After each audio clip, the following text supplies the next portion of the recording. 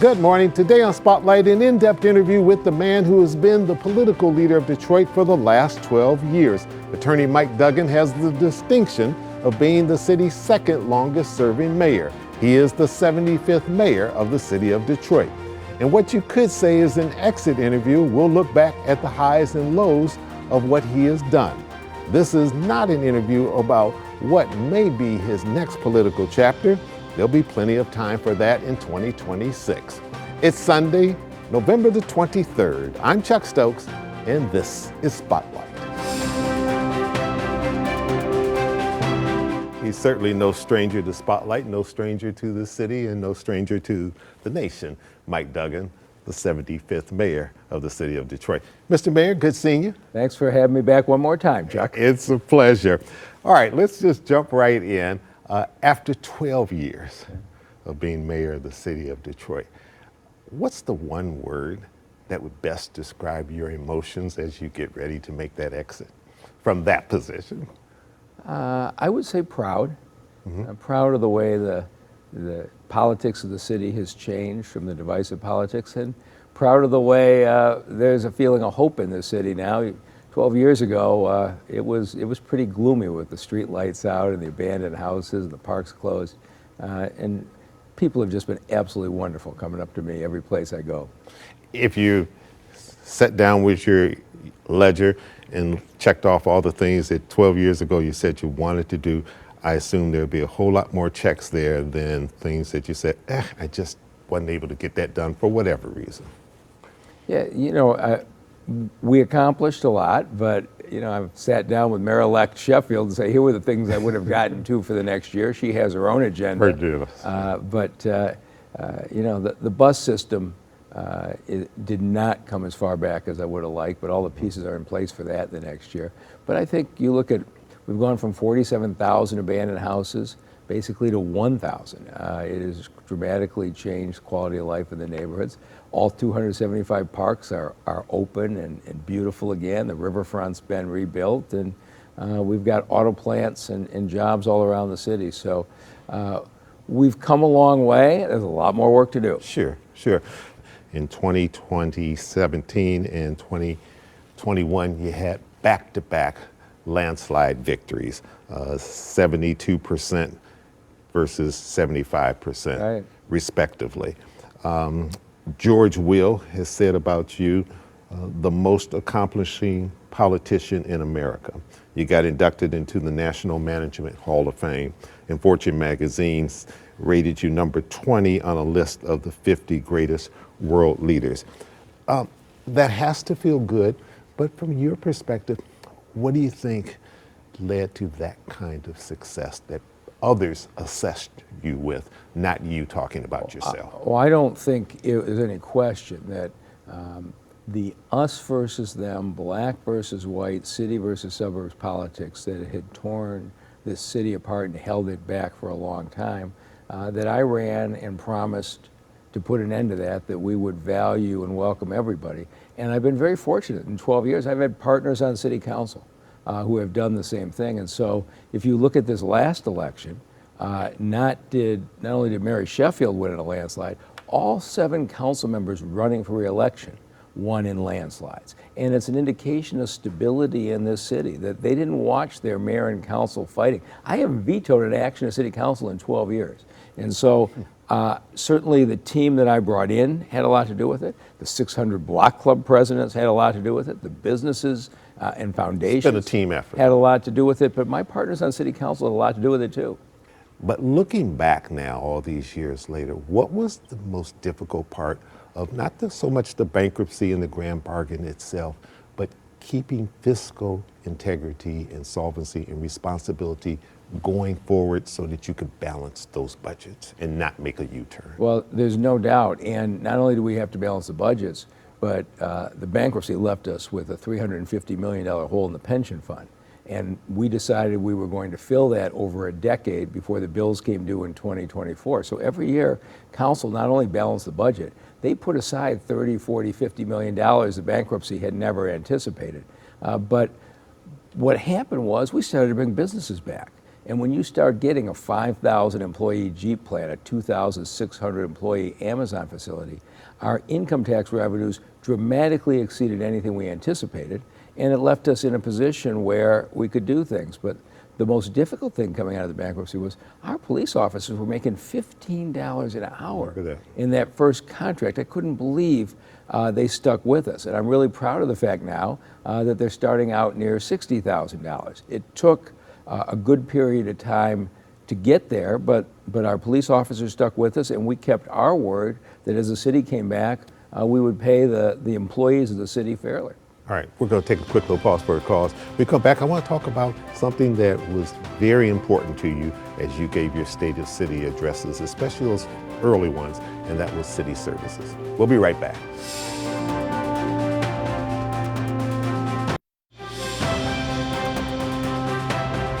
Mayor Mike Duggan, our guest today on Spotlight. He has the whole show. City services. I just want to get your assessment. There were buses, as you've already mentioned. There was the trash pickup. There were the emergency response time by emergency services. Right. There was the street lightings. Right. There was blight. All of them tough issues. Was there one that was tougher than any of the others to get done for whatever reason? You walked in and said, my God, this is a mess.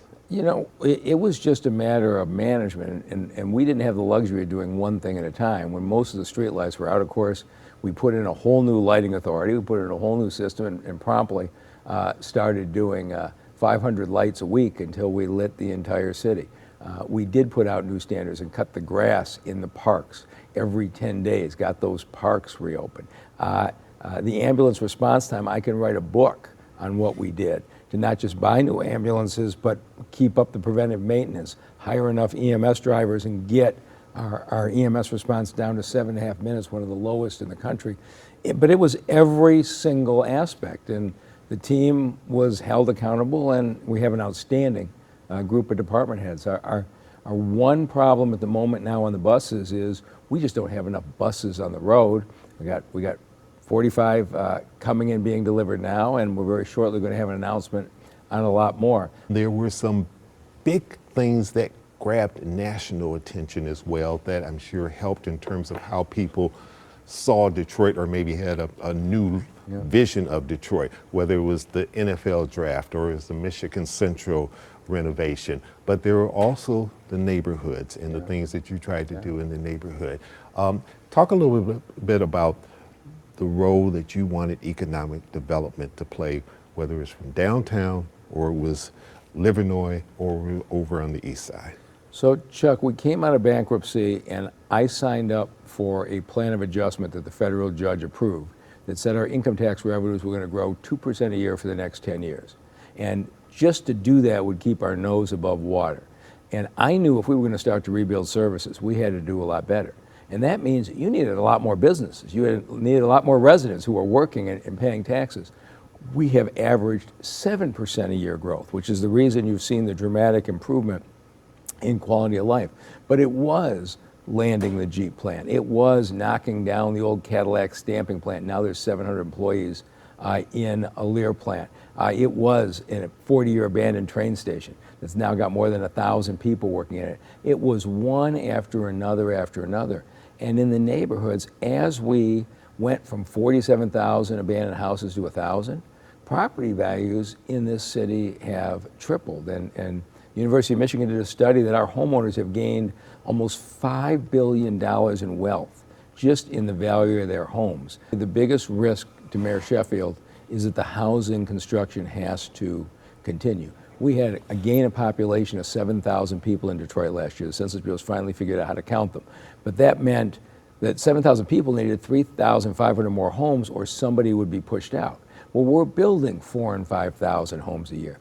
We've built $1.7 billion in affordable housing just in the last 6 years. And it's been a partnership again with council. But we're starting to see pushback in neighborhoods about converting old buildings to housing, and I'm not sure I want the housing here. It's something other cities have dealt with, but we haven't had that much of an issue in Detroit. And there's proposed ordinances in front of City Council right now to make it easier to build housing in the city, they're going to have to be adopted, or we're going to end up like other cities. We have no tents in the city of Detroit. We have built so fast, we don't have people living in tent cities. But 2 or 3 years from now, we could see a spike in homelessness. We'll be right back. Stay with us.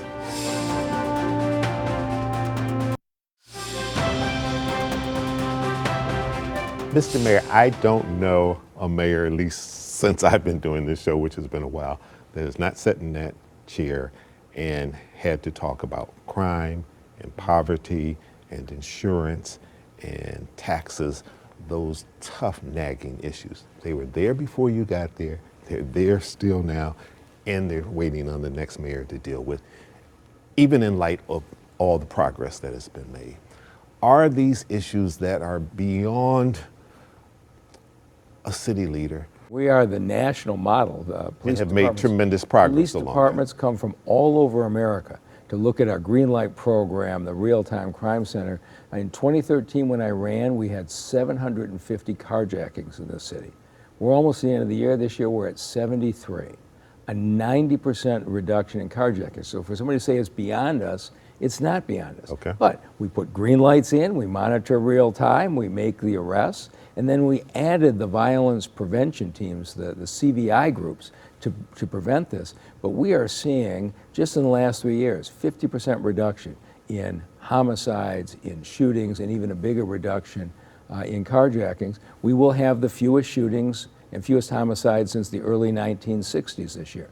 And I expect that that will continue because the strategies are embedded in the police department to prevent the crimes. I love the Detroit News poll that showed 80% of people in Detroit felt safe walking in their own neighborhoods. That was a very different cry from 2013. And those are clear facts and undisputable facts.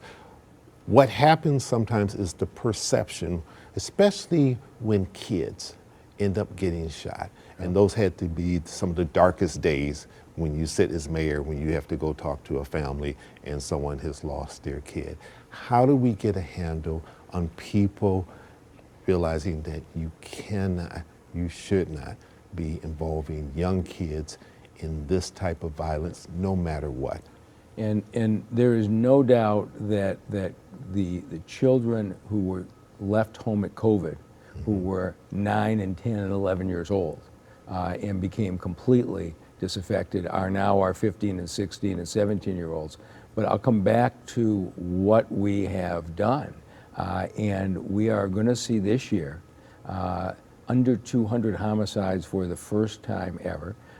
When we had a spike in youth shootings in July, we responded with curfew and a number of other measures that have seen a dramatic reduction. But Chuck, I can talk criminal theory forever. If you go back 10 years, 11, 12, 13-year-olds knew people in their neighborhoods who shot people and got away with it. And they grew up in that culture, in that environment. Now, the shootings are not only more than cut in half, but the clearance rate on those cases is well over 60%. Chief Bedison is leading the country. We are changing the expectation of folks growing up in the neighborhoods. And this is how Boston did it. It's how New York did it. Every single year, you have to bring the violence down until, in Boston, they have 40 homicides. They don't have guns being used in the criminal culture there. We're heading in that direction in Detroit. Have you had any kind of conversation with the mayor-elect yet?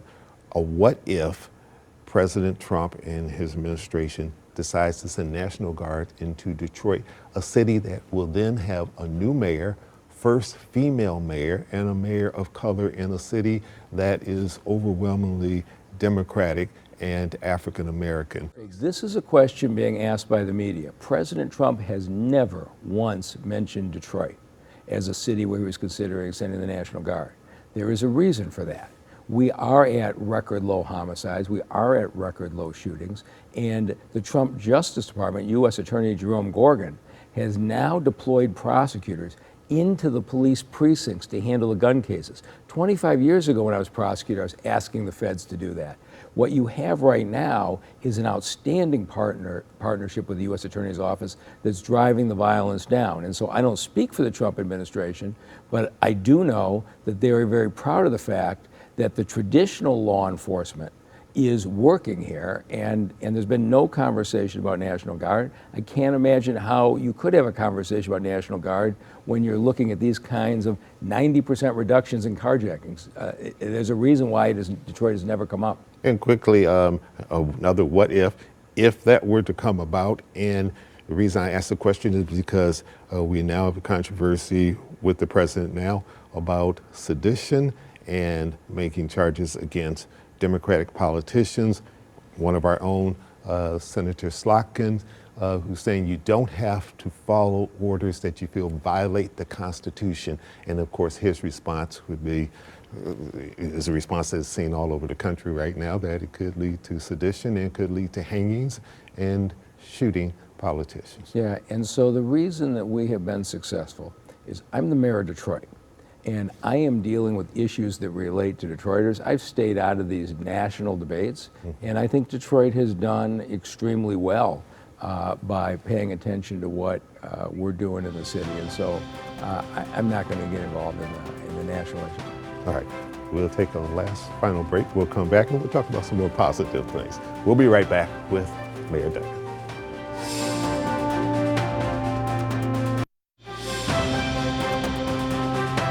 You supported Mary Sheffield.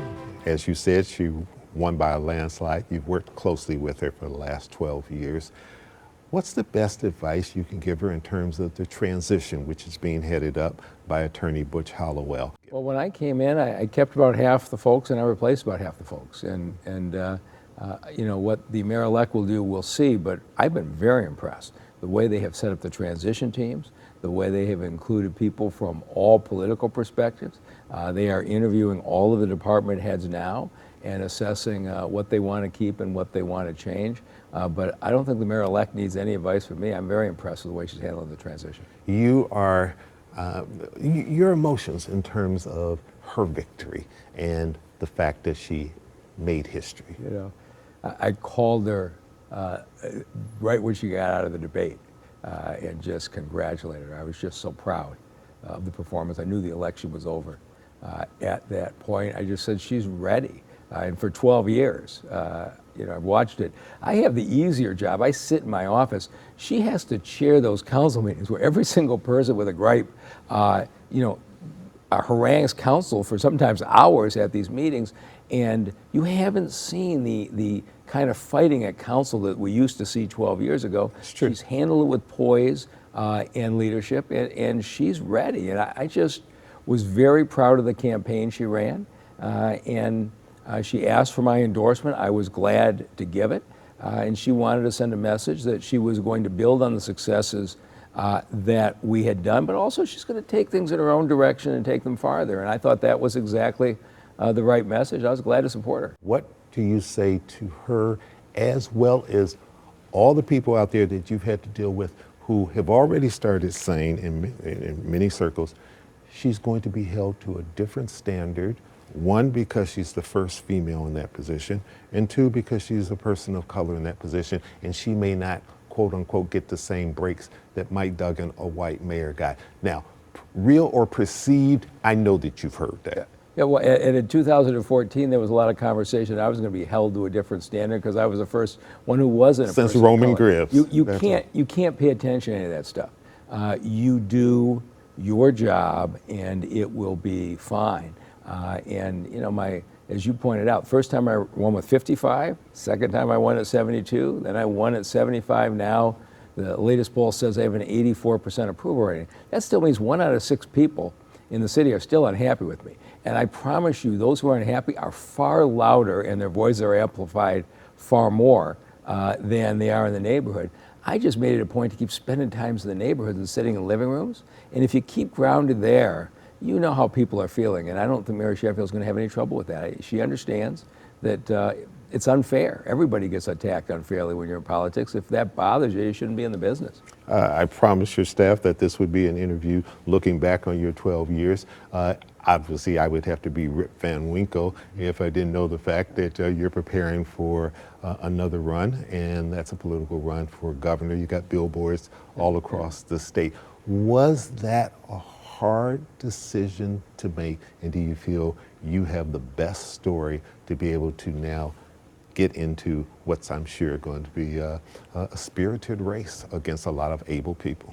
You know, if there is one thing that we need to change in this city, it is the quality of the public schools. And I think Dr. Vitti and the school board are doing a good job, but this state is dramatically underinvested in the schools. They haven't given clear plans. And with our 7,000 population growth last year, we had very few families with school-age children moving in.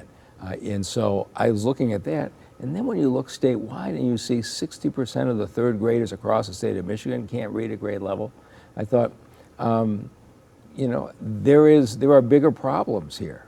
We see the economy starting to slip, and the Republicans and Democrats fighting in Lansing, and I thought, I don't want to be somebody who came in for 12 years as mayor, and when I leave, it gets worse. And they said, when Mike was here, it was good. I built a foundation that I think the next mayor and the mayor after can build on. I look at the state of Michigan. The foundation has to be Republicans and Democrats working together to solve problems, because right now what's working at the state level, it's bad for the state. Quick final question, Mr. Mayor. We're just days away from Thanksgiving. We just opened up downtown Nick Gilbert Way, bringing back the Hudson's tradition that many Detroiters remember and very much love. You got the Lions getting ready for Thanksgiving, if they can get past the Giants first, and then it's the Packers, I think, coming in here. Any final message that you want to send to people as we get ready for these holidays, and maybe hopefully slow down a little bit, everybody? You know, my most vivid image of my childhood is my dad and his buddy taking us down to the parade, putting two ladders up with one of those boards across so we could sit up and see over Right. folks, being at the parade, going over to Hudson's, those displays, and standing on the 12th floor, going to the Lions game. This is a tradition that's been passed down generation to generation, and to see the crowds and the smiles downtown again, it makes me really happy. But if you haven't been down, the window displays at Hudson's look very similar to the way they did in the 60s and 70s. It's for those my age, it's very powerful to see. All right, very good. Mr. Mayor, thanks so much for coming in, looking back and talking about all the things that you've done over the last 12 years. I promise we'll invite you back next year and have a different kind of conversation about the next thing you want to do and why you want to go to Lansing. Happy holidays, everybody. All right, same to you and your family. And I'm Chuck Stokes. We'll be back next week with more newsmakers in the spotlight. We hope you have a great week.